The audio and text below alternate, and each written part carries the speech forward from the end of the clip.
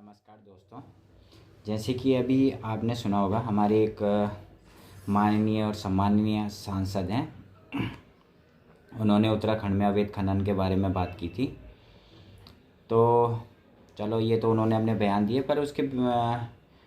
उसमें उसमें IS association है, उन्होंने उन पे आरोप लगाया कि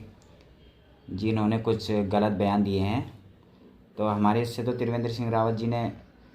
बयान बिल्कुल सही दिया है कि जिस तरीके से अवैध खनन हो रहे हैं, और आप देखते ही होंगे फेसबुक और मीडिया और इसमें जो अवैध खनन की कार्रवाइयाँ जैसे कि हो रही हैं, JCB चल रही है नदियों में, तो आप देखते ही होंगे। रात को भी खनन के कार्य चल रहे हैं, देखा होगा आपने कई वीडियो में। तो उन्होंने तो ठीक ही कहा, और सांसद हैं, उन्होंने अपनी बात रखी, और 15-16 साल का उनका कैरियर है राजनीति में, तो उन्हें चीज़ें गलत लगी तो उन्होंने रखी। लेकिन मैं इसमें एक चीज़ जोड़ना चाहूँगा कि जैसे कि मैंने कल एक वीडियो भी बनाई थी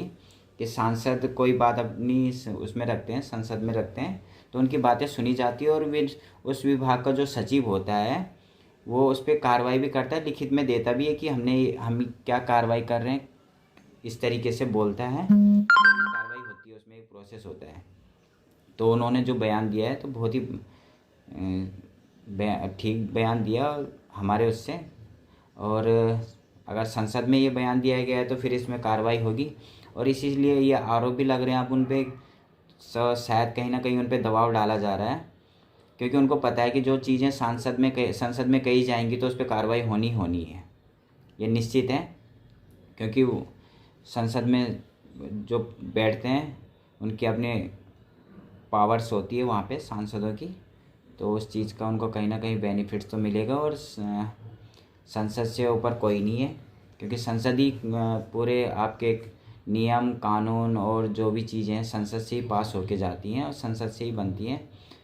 जो भी नया कानून हो, रूल हो, और जिस तरीके की कार्रवाई हो, और जो संसद में विभाग के सचिव होते हैं, संसद में जो भी जिससे संबंधित विभाग होते हैं उनके जो सचिव होते हैं कैबिनेट में, तो उनकी पावर भी होती है, तो वो अपने पावर का इस्तेमाल करेंगे ही।